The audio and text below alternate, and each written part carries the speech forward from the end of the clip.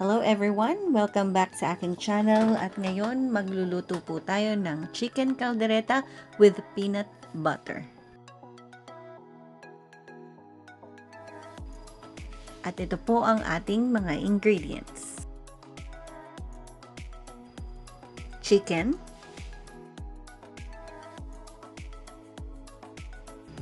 peanut butter, red bell pepper,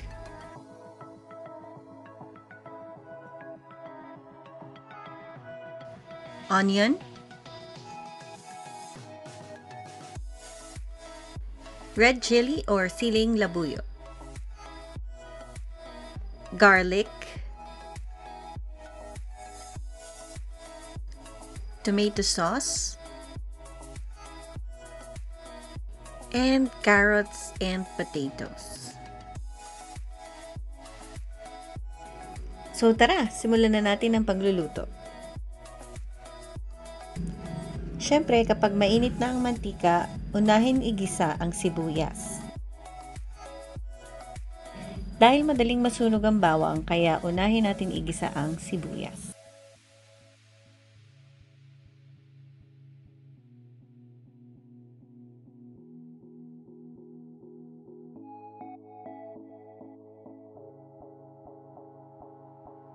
Kapag translucent na yung sibuyas, isinod na natin yung bawang.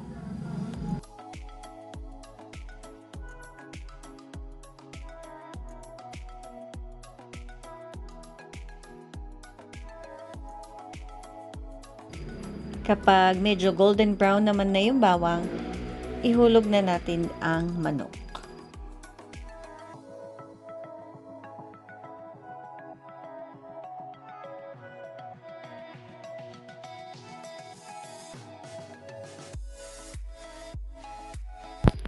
Haluin at igisang mabuti ang manok.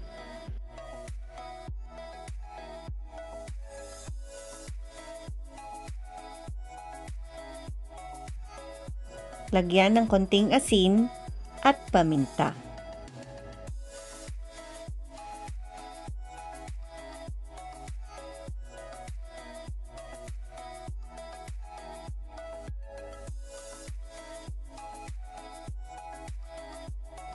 Haluin mabuti at takpan ng ilang minuto.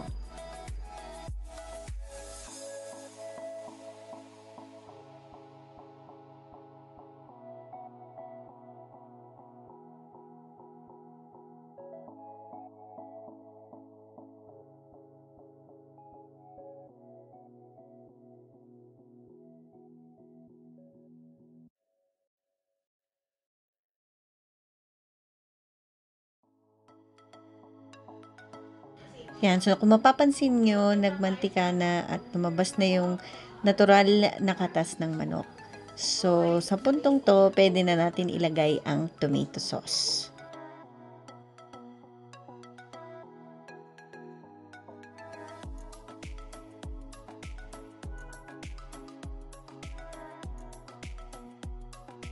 Actually, pwede naman palambutin mo muna yung manok sa tubig bago mo ilagay ang tomato sauce. Pero mas maganda na igisa mo rin yung tomato sauce kasama ng manok.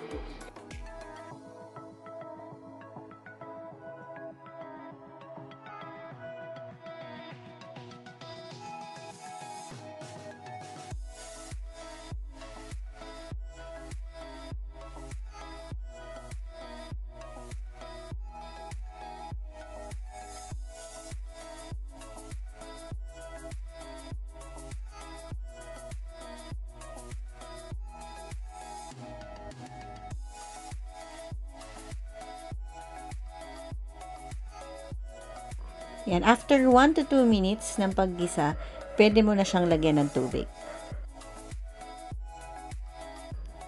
Siyempre, depende sa dami ng gusto mong sabaw.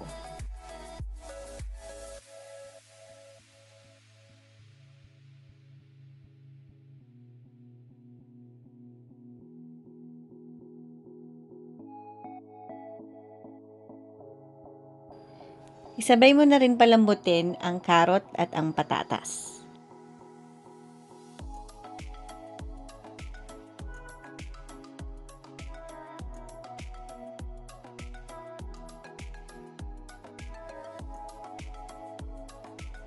Siyempre, huwag kalimutan ang bell pepper para lalong mas maging malasa.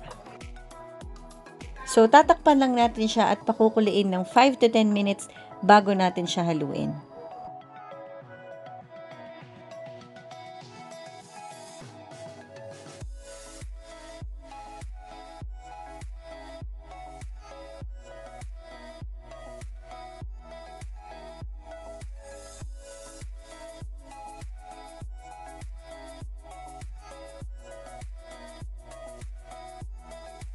Para mas lalong sumarap, lagyan po natin ng half sachet ng Magic Sarap. Pero syempre, optional lang po ito. Kung ayaw nyo, edi wag nyo.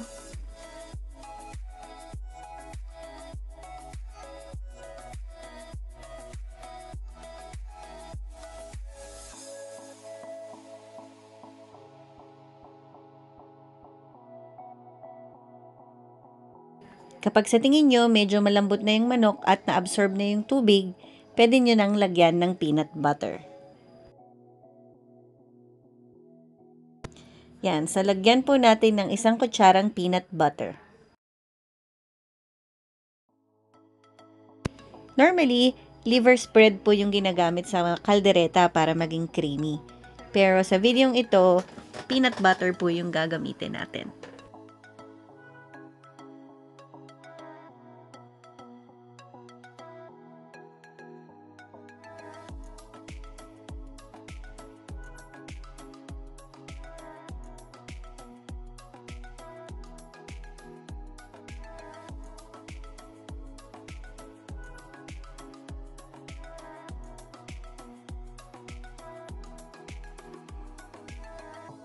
At syempre, kailangan tunawin yung mga natirang peanut butter sa kutsara para hindi naman masayang.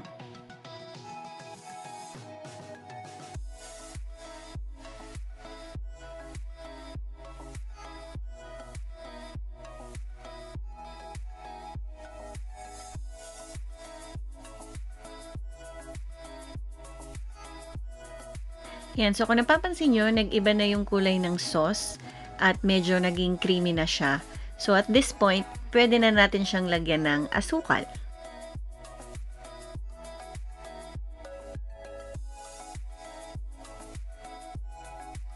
So nilalagyan natin ng asukal para ma-neutralize yung asim na binigay ng tomato sauce.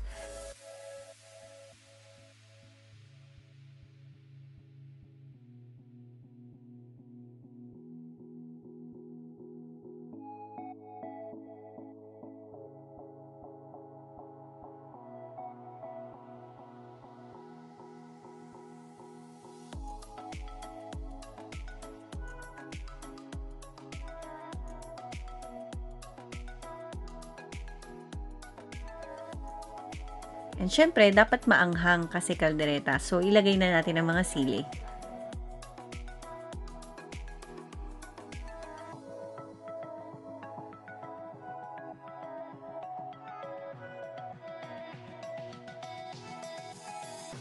Okay, so tikman na natin.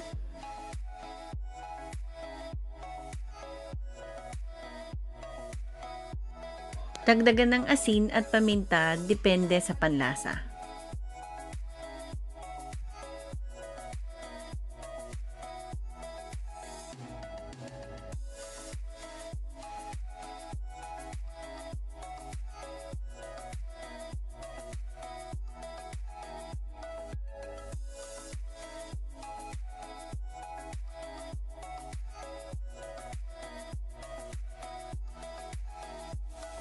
So, ayan, luto na ang ating chicken caldereta with peanut butter. Kung bago sa pandinig nyo ang recipe na to, itry nyo na dahil hindi kayo magsisisi. Sobrang sarap nito.